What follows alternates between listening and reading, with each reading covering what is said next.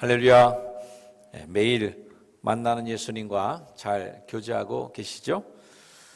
효성중앙 가족들이 한 자리에 모이지는 못하지만 매일 만나를 함께 먹는 밥상 공동체를 유지하고 있다면, 그렇게 신앙을 지키다가 우리가 한 자리에 다시 모여 감격스럽게 예배하는 날, 서로의 영적 교제와 그동안의 성령의 교통하심이 계속 이어져서 우리의 만남이 전혀 어색하지 않게 다시 한 자리에서 만나게 될 날이 있기를 소망하고 기대합니다. SNS가 주는 장점은 가끔 만나도 친하게 별로 이렇게 어색하지 않게 만나게 되더라고요. 밴드에서 매일 만나를 먹는 출석 체크라도 이름을 보고 그곳에 아멘이라도 적는 분들, 어제 만난 듯 반갑게 다시 만나게 될 날이 있기를 소망해 봅니다. 우리 다시 한번 해볼까요? 매일 만나는 예수님, 매일 만나는 예수님, 매일 만나며 교제하는 효성중앙 가족. 시작. 매일 만나며 교제하는 효성중앙 가족. 아멘. 자, 이 성탄과 연말 그리고 새해를 맞으면서 잠시 쉬었던 고린도 전서 강해를 계속 이어가겠습니다. 자, 오늘 본문 우리가 5장 말씀을 전체 다 볼 텐데요. 본문 5장 말씀은 고린도 교회 안에 들어와 있는 음란에 대한 문제를 다루는 장입니다. 사도는 말 그대로 이제 경악을 금치 못하는데요. 그것은 교회 안에 들어와 있는 놀라운 죄 때문에 그렇습니다. 1절을 이렇게 열어요. 너희 중에 심지어 음행이 있다 함을 들었다. 근데 그런 음행은 이방인 중에도 없는 깜짝 놀랄 만한 그 일들을 교회 성도가 하고 있다는 것입니다. 바울이 개탄하는 이유 중에 더 큰 이유는 고린도 교회가 교인들은 더 잘해야 되는데 이방인들도 안 하는 그런 상황을 교회에서 그대로 용납하고 있었다는 거예요. 자, 그의 내용이 뭐냐면 누가 그 아버지의 아내를 취하였다. 이 사건이 굉장히 바울에게 깜짝 놀랄 만한 사건이 된 것이죠. 이 타락의 극치를 달리고 있었던 로마 사회에서도 이건 있을 수도 없는 일이었습니다. 로마의 철학자였던 키케로, 이름을 한번 들어본 적 있는 것 같죠? 키케로. 이분이 1세기 때 자기가 살고 있었던 그 당시 시대에서 본인이 생각했던 가장 최악의 상황, 내가 생각할 때 가장 역겹다고 느끼는 상황에 대해서 이렇게 얘기했어요. 장모가 사위와 결혼하는 것이다. 오, 여자의 죄를 생각하는 것은 믿을 수도 없고 들을 수도 없다. 이렇게 읊었다는데요. 그 당시 로마의 아주 타락한 그 사회 속에서도 제일 안 좋게 보는 상황이 뭐냐 하면 이제 그 부모의 학렬에 있는 분과 결혼하는 그런 일들입니다. 이런 관점으로 볼 때 고린도 교회의 어떤 분, 그 교인이 범했던 이 행동은 기독교에서는 물론 그 당시 고린도 사회적 규범으로도 도저히 용납할 수 없는 범죄를 교회에서 벌이고 있었다라는 거죠. 자, 이 범죄의 그 사실 팩트만으로도 놀랄 만한 일인데 바울이 더 놀랄 일은 그 다음이에요. 그러하고도 너희가 오히려 교만하여져서 어찌하여 통한이 여기지 아니하고 그 일 행한 자를 너희 중에서 쫓아내지 아니하였느냐. 이 고린도 교회는 도덕적 방종으로 악명이 높았던 이 고린도 시의 시민 사회조차도 받아들이기 힘든 이 상황을 그냥 교회가 아무렇지도 않게 받아들이고 있었다는 거예요. 사도가 두 가지 걱정을 하죠. 첫째는 이제 팩트 그 자체예요. 성도 중에 한 명이 직접적인 성적인 문제를 일으켰다. 이 부분에 대해서는 6장, 5장, 6장이 이렇게 덩어리가 큰 덩어리를 한 덩어리인데요. 6장을 마무리하면서 이에 대해서는 결론을 한 번 더 제시합니다. 몸은 음란을 위해 있는 게 아니다. 오직 주를 위하여 있으며 주는 몸을 위하여 계시다고 제언하면서 최종적인 확정 명령을 내리는 게 있어요. 음행을 피하라 하고 단호하게 명령했습니다. 앞에서 언급한 대로 사도의 더 큰 고민은 믿음의 공동체 안에서 도저히 일어날 수 없는 이 문제에 대해서 교회가 머뭇거리고 여기에 대한 어떤 제지도 하지 않는다는 것입니다. 이에 대한 사도의 대답은 확고하죠. 이 악한 사람은 너희 중에서 내쫓아야 된다. 단호하게 선언합니다. 사도의 입장에서 볼 때 교회 안에 일어나고 있었던 이 문제에 대해서 고린도 교회 성도들은 심각성을 느끼지 못하는 것처럼 보였고 그 악을 제거하는 일에 충분히 헌신하지 않고 있는 거예요. 이 문제에 대해서 좀 더 냉정한 시각을 가지고 주석하고 있는 내용이 있어서 여러분에게 소개해 드리려고 합니다. 우리가 이 고린도전서 5장을 제대로 이해하기 위해서는 단순하게 이제 신앙적 불경죄, 개인이 저지른 그냥 도덕적인 범죄, 음행의 문제로만 거룩을 훼손한 일탈 사건으로만 볼 수 없는 것이 있어요. 자, 이 사회적 관점에서 오늘의 이 사건을 보고 있는데 아마도 이 주인공이었던 이 사람, 이름은 나오지 않지만 이 사람은 두 가지 부류 중에 하나였을 거예요. 첫째는 아무 생각이 없는 사람이에요. 사회적으로 아주 형편이 없는 사람이었거나 아니면 뭐 도덕이나 뭐 규범 뭐 이런 거에 대해서는 아무 개념이 없는 뭐 사회 부적응자라고 해야 되나요? 그냥 아무 생각 없이 사는 사람, 그 사람일 수 있고요. 또 하나의 해석으로는 전혀 정반대의 다른 쪽에 있는 사람이에요. 보통 사람의 수준을 훨씬 뛰어넘는 그 어떤 사람.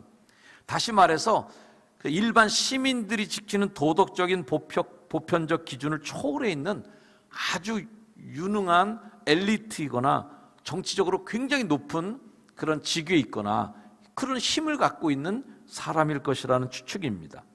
어쨌든 간에 고린도 교회는 그를 교회의 일원으로 받아들였고 그가 그런 일을 저지르고 있는데도 불구하고 그를 내쫓지 않고 있다는 거예요. 이렇게 볼 때 두 번째 주장이 훨씬 더 설득력이 좀 있는 것 같아요. 너무 엘리트적인, 너무 지위가 높은, 너무 돈을 많이 가진, 힘을 가진 뭐 사람 이렇게 보는 거죠.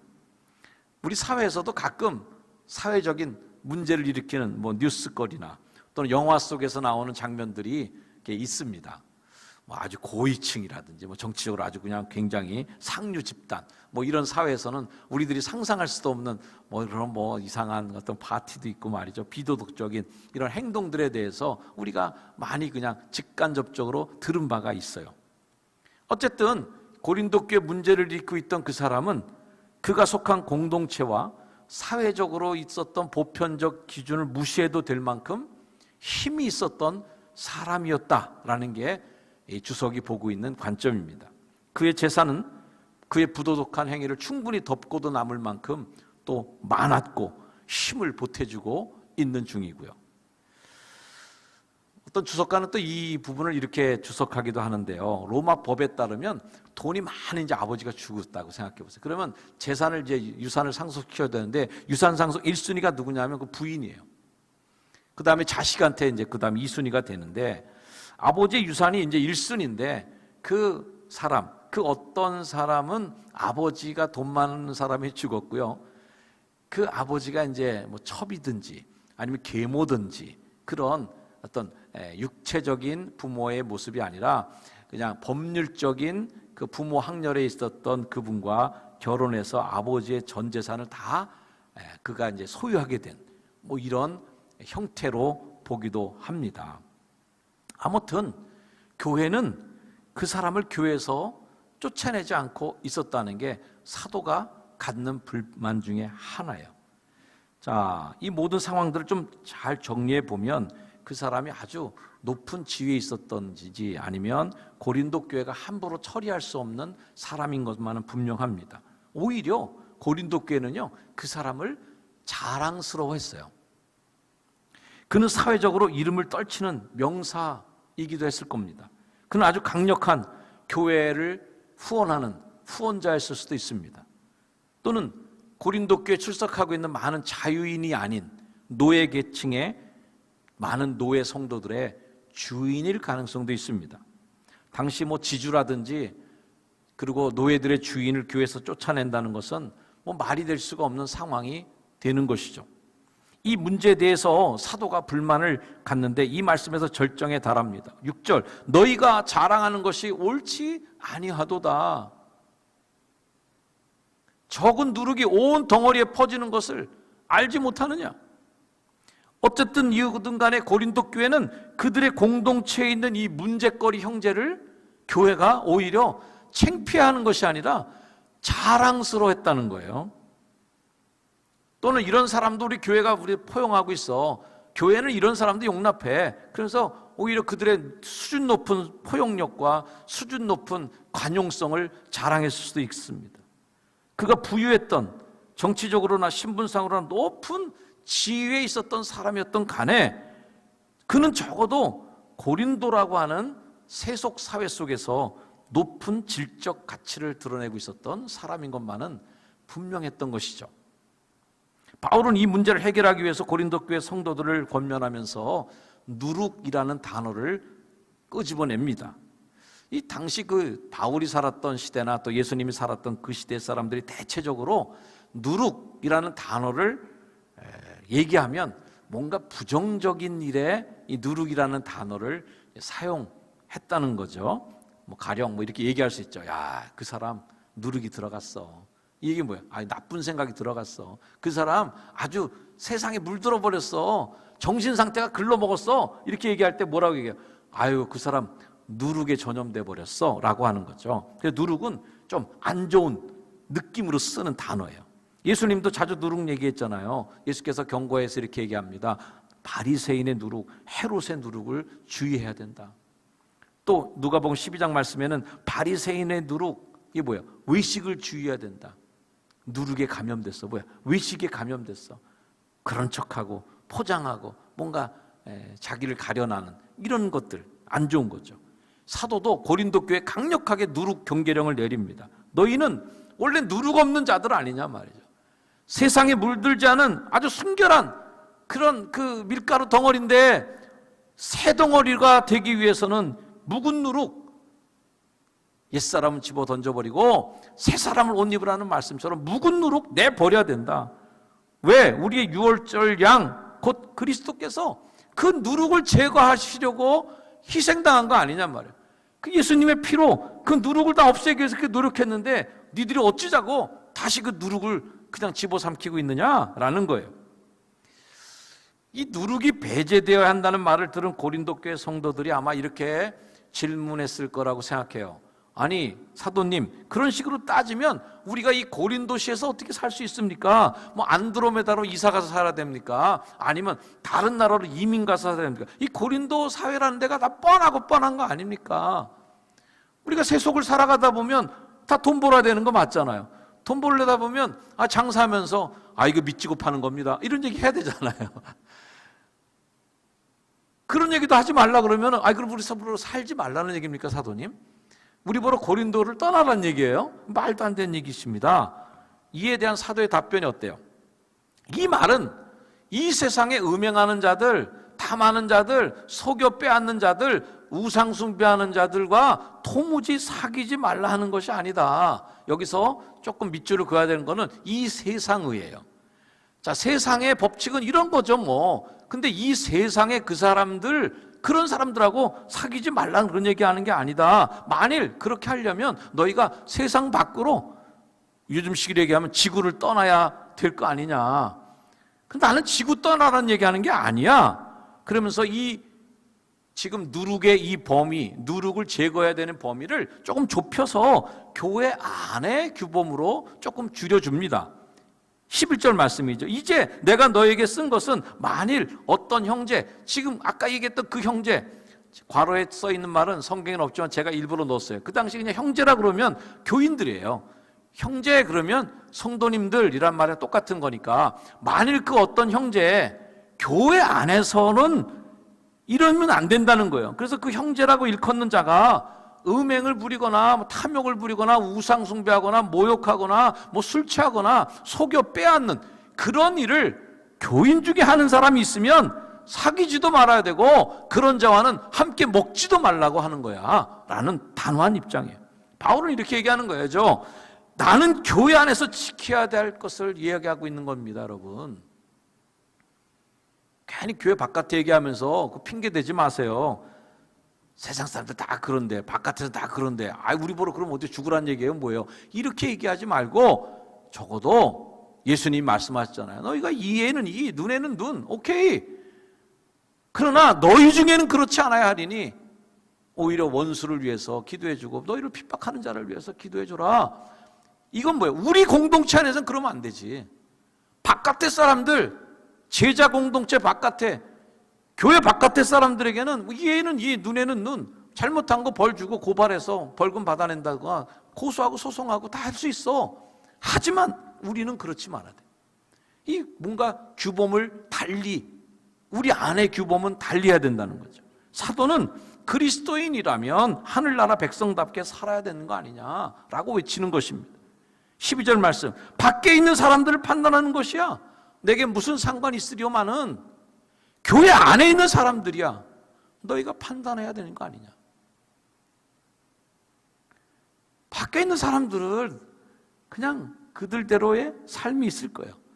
하나님은 교회 바깥에 있는 사람들 그분의 때에 그분의 방법으로 그들의 행한 대로 갚아주실 거예요. 심판하실 거예요. 그러나 그 나라에 가기 전까지 바울이 강조하듯 우리는 천국에까지 함께 가야 될 믿음의 공동체 안에서는 그러지 말아야 된다는 것이죠. 사도는 단호하게 명령하는 거예요. 제거해야 된다. 이거. 교회 안에서 악을 제거하라라는 겁니다. 좋은 의사는 바이러스나 병균, 암세포 또는 염증을 유발하는 것들에 대해서 관용을 베풀지 않아요. 바이러스를 죽이는 일에 아유 불쌍해서 이거 못 죽이겠네, 큰일 났네. 병균을 죽이는 일에 아유 이거 좀 안쓰러운데 얘도 생명체인데 이거 어떻게 죽여도 되나, 이러지 않아요. 의사는 인정사정 볼 것 없이 칼로 환부를 도려내고 상처를 끄집어냅니다. 이렇게 한다고 해서 그 의사에 대해서 아유 의사가 이렇게 사랑이 없어, 의사가 이렇게 잔인해, 의사가 이렇게 봐준 것도 없어, 이렇게 얘기할 수는 없어요. 오히려 우리는 바이러스와 박테리아, 암세포를 용인해주는 의사를 원하지 않죠. 그런 것들에 대해서는 도려내기를 원하고 약을 써서라도 죽여내기를 원하는 것이 의사에 대한 기대죠. 사도는 마지막 결론을 선언하면서 밖에 있는 사람들은 하나님이 심판하시려니와 이 악한 사람은 너희 중에서 내쫓으라.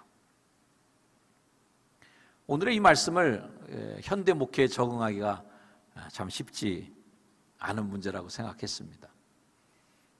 목회 서신인데 그러면 바울이 이렇게 목회 서신에서 얘기했으니까 나도 이제 이 목회 서신에 따라서 그대로 잘 해야지. 만일 오늘 말씀 그대로 바로 목회에 적용해 버리면 교회 안에 아마 어마어마한 갈등이 불거져 나올 수 있을 거라고 생각합니다. 당장 목사님이 사랑이 없어 라는 지탄의 대상이 되기도 할 거예요. 또 이런 일이 있을 때마다 꼭 등장하는 성경 구절 있잖아요. 잃은 양 한 마리, 아니 그 잃은 양 한 마리를 어떻게 이렇게 내칠 수 있는가? 다 사랑해야 되는데 말이야. 뭐 이러면서 또 이제 얘기가 나올 수 있겠죠. 저한테 워낙 강렬한 그 내용이기 때문에 아마 여러분에게 분명히 한 번 이상은 얘기했던 이야기지만 오늘 성경 말씀을 전하는 데 있어서 도움이 되는 것 같아서 한 번 더 언급하려고 합니다. 제가 목회했던, 인천에 오기 전에 목회했던 오천교회, 그 교회가 이제 한 120년이 넘은 교회가 되었는데요. 1924년에서 27년까지 심우했던 우인철 목사님이라는 분이 계신데, 이 우인철 목사님이 그 당시 교인 중에 하나였던 최성준이라는 성도를 출교했던 일이 연역에 나옵니다. 축첩을 사유로 출교시켰다 이렇게 나와요. 축첩이 뭐예요? 첩을 둔 거예요. 이 축첩 정도 할 사람이면요 웬만큼도 사는 사람이죠, 그죠? 먹고 살기도 힘든데 무슨 첩을 두겠어요.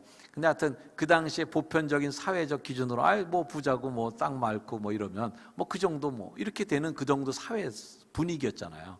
그 사회 분위기 속에서 당시 교회로서는 굉장히 어려운, 교인들도 많았겠어요. 교인들도 몇 명 없은 그 시절에 동네 유지 중에 하나인, 돈도 많아서 꽤나 힘이 있었던 그런 사람 중에 하나일 거라고 충분히 예상되는 최성준이라는 사람을 축첩했다고 출교시켜버린 거예요. 자, 그러고 나서 이 연역으로 끝나는 것이 아니라 출교시켰던 목사님이 이제 교회를 사임하시고 1927년부터 1930년까지 심무하셨던 노재민 목사님 시절에 이 출교했던 최성준을 다시 이제 입교를 허락하는 기록이 나와 있는데 뭐 이렇게 돼 있어요. 최성준은 출교 이후 2년간 교회 창문 밖에서 빠짐없이 예배를 드림으로 입교를 허락하다. 그 당시 사회적에서 다반사로 그 보편적으로 그 사회에서 그냥 관용되고 있었던 관습이었던 축첩을 이유로 출교를 명했던 목사님도 참 대단하시고요. 그렇다고 또 2년간 창문 밖에서 예배를 드렸던 최성준 그분도 참 대단하고, 더 대단한 거는 뭐 좋은 일도 아닌데 어떻게 보면 좀 불미스러운 일이고, 아마 그런 일이 교회에 혹시라도 있으면은 그 최 씨라는 사람이 그때 그런 일이 있었어. 그럼 몰라도 돼. 그냥 최 씨라고 말아도 이렇게 했을 거 아니겠어요. 근데 거기에 이름이 그냥 최성준 아주 딱 박혀 있어요. 그래서 교회 연역에 계속 역사적 기록으로 그렇게 내려오는 거예요. 그렇게 교회 역사에 그것을 기록하고 후대 사람들한테 계속 그 일을 전래시켜준 그 교회 역사를 기록했던 그분들도 참 대단하다고 생각합니다. 그 교회가 연해에서도 아주 순종을 잘하는 교회로 소문이 난 교회였는데, 연역 속에 남아있는 그런 권징에 대한 기록의 전통이 살아있어서 순종의 전통을 이어오고 있는 게 아닌가 하는 생각도 해봅니다. 저는 솔직히 그 시절에 우인철 목사님처럼 할 자신은 없습니다. 제가 적어도 이단이라든지 교회의 존재 가치를 손상시키는 일에 대해서는 단호하게 처리한다고 하는 마음은 갖고 있지만, 뭐 교인 간에 일어나는 일들 그런 거 참 어려워요. 교인 간에 뭐 돈 빌리고 돈 내는데 안 갚는다고, 그럼 제가 불러다가 두 사람 데려다가 너는 돈 주고 너는 돈 안 갚고, 이 사람이 잘했고 이 사람 잘못했네, 당신 교회 이제 떠나, 교회 다니지 마 이제, 이렇게 할 수가 없잖아요. 어려운 거예요 그게. 자, 그러면 이 사도는 내쫓으라고 이렇게 얘기할 때 그 인간을 정말 내친 건가? 사랑하는 소송중앙 가족 여러분, 이 사도의 더 깊은 의도를 저는 오늘 말씀을 강해하면서 보게 되었습니다. 그 사람, 이름도 알지 못했던 그 문제를 일으킨 그 사람의 영은 살아야 되는 거 아닌가라는 거죠. 자, 오늘 말씀 5절에 이런 말씀이 나와요. 이런 자를 사탄에게 내주었다. 그런데 왜 그랬냐? 이는 육신은 멸해야 되고 영은 주 예수의 날에 구원을 받게 하려고 하는 거다 말이에요. 그 사람을 잠시 내치고 징계하는 것은 육은 멸해야 되지만 영은 살려야 되는 거 아니냐. 결국 오천교회 사례에서 보는 것처럼 최성준 씨, 명예는 좀 이럴 수 있고 동네 사람들한테 좀 부끄러움도 당하고 교회 안에서 출교라고 하는 끔찍한 징계를 받기도 했지만 그분의 영은 살아난 거죠.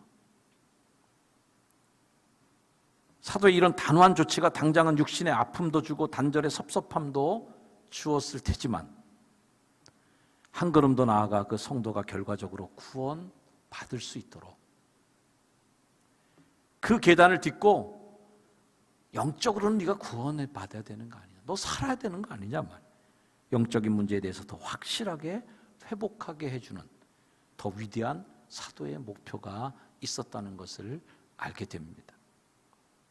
그래서 교회에 1만 스승은 있으나 한 명의 아버지가 없다고 개탄한 것처럼 그것을 꼬집고 지적하고 욕하는 사람들은 많이 있지만 진짜 아버지 같은 마음으로 너 살아야 돼, 매를 치고 회초리를 드는 그 아버지의 마음으로 성도를 징계하는 모습을 보는 것이죠.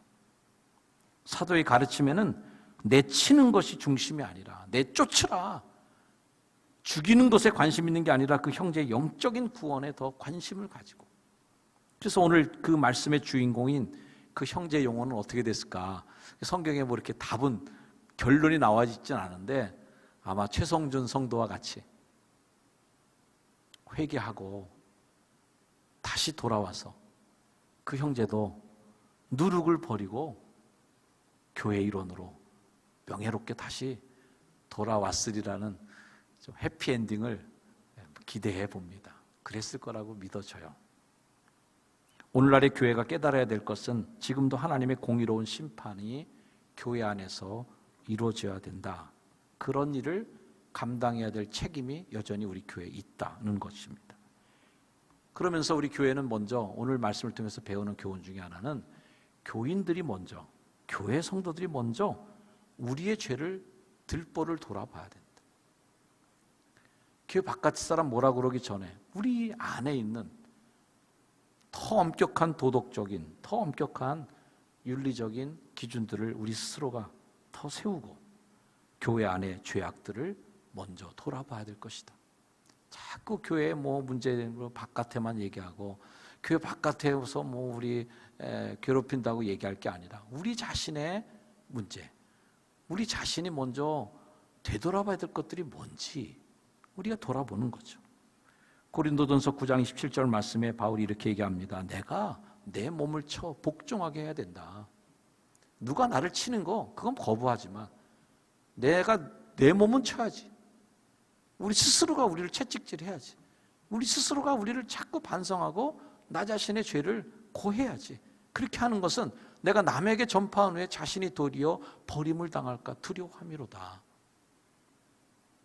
교회 바깥의 사람들한테 착하게 살라고 천국 가라고 예수 천당 불신지유라고 외치면서 우리는 우리 자신을 돌아보지 않고 있다가 우리는 지옥 가버리면, 우리 예수 믿는 사람들은 이런저런 걸로 명분 찾고 다 핑계거리 찾아갖고 오히려 이런 일을 자랑스럽게 여기거나 그냥 교회에서 좋은 게 좋은 거지 하고 묻어두다가 이런 죄들을 우리 스스로가 고백하지 못한 채 이 누룩을 그대로 가지고 온몸에 그 누룩이 퍼지는 것을 막아내지 못한다면 이것은 교회의 모습이 아니라는 것이죠.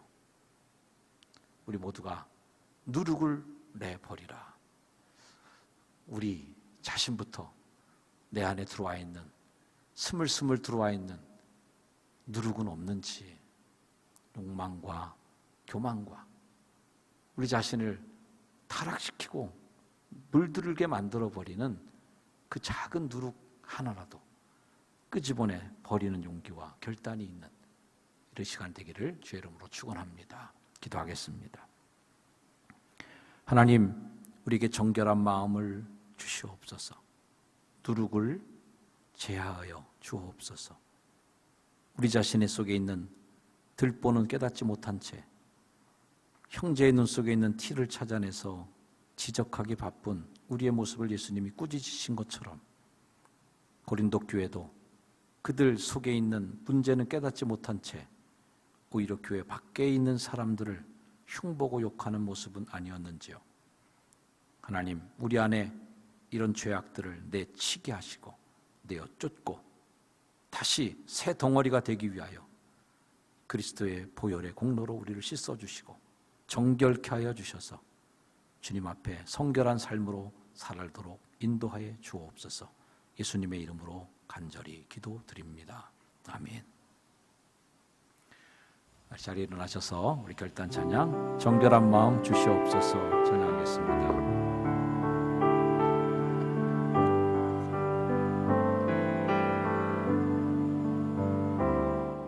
정결한 마음 주시옵소서.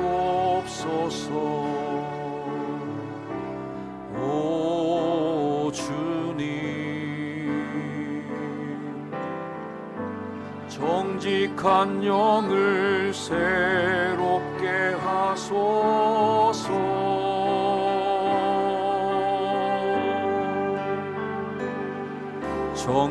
정결한 마음 주시옵소서. 오 주님, 정직한 영을 새롭게 하소서.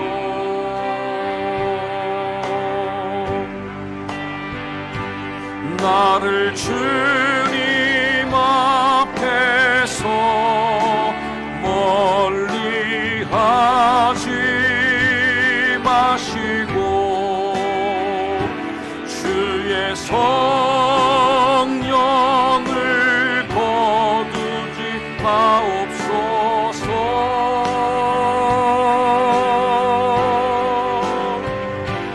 그 구원의 기쁨 다시 회복시키시고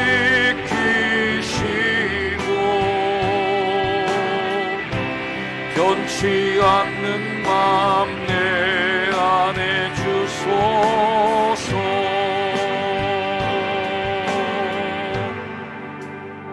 우리 잠깐 기도할 때 하나님, 내 안에 누룩을 제거하게 하여 주옵소서. 우리 안에 들어와 있는 음란과 음행과 욕심과 교만의 누룩을 제거하고 새 덩어리가 되기 위하여 묵은 누룩을 내 버리라 명령하신 말씀대로, 보라 옛것은 지나갔으니 새것이 되었도다. 성령님께서 우리를 새롭게 빚어주시고 새로운 반죽, 하나님의 성령을 담은 새로운 덩어리로 태어나는 거룩한 삶이 우리 가운데 있게 하옵소서. 함께 기도하며 결단하겠습니다. 기도합니다. 하나님, 우리를 하나님 연단하시고 다시 한번 성령의 물로, 성령의 불로 씻어주시고 치유하여 주시옵소서. 묵은 누룩을 버리고 새 덩어리로 빚어내시기 위하여 우리 주 예수 그리스도의 어린 양의 보혈의 피가 우리로 하여금 새롭게 태어나는 힘이 된 줄로 믿습니다. 하나님, 고린도 교회가 묵은 누룩을 내버리는 고통을 통하여 새로운 교회로 탄생하는 것처럼 하나님, 우리 교회 안에, 한국 교회 안에 혹여나 들어와 있는 누룩이 있다면 주님, 내버리는 용기가 있게 하여 주시고 옛 것과 결별하며 나아갈 수 있도록 새 힘과 결단을 허락하여 주셔서 오라 그리스도 예수 안에 있으면 새로운 피조물이라 옛 것은 지나갔으니 새 것이 되었다고 하신 예수 그리스도의 선포의 말씀이 우리 안에 아멘으로 응답되고 간증되게 하여 주옵소서. 우리 여동생학교의 성도들을 축복하여 주시고 누룩을 제거하고 하나님께서 기뻐하시는 새로운 피조물로 승리하며 살아가게 하여 주시옵소서. 예수 그리스도의 이름으로 기도드립니다. 이제는 십자가의 보혈로 우리의 묵은 누룩을 씻어주신 우리 구주 예수 그리스도의 그 크신 은혜와 지금도 우리 교회를 사랑하시고 교회 안에 들어와 있는 누룩을 지적하시며 씻어내라고, 내버리라고 촉구하시는 하나님 아버지의 크신 사랑과 우리 안에 감각을 일깨워 주시고 내 눈에 들보를 보게 하시고 우리 안에 들어와 있는 누룩을 빼어내는 용기와 결단을 주시는 성령님의 은혜의 역사가 함께 예배하고 온라인으로 현장에서 함께 동참하여 하나님께 예배드린 모든 주의 성도들 머리 위에, 한국교회 위에 이제로 영원까지 늘 항상 함께하여 주시기를 간절히 축원하옵나이다. 아멘.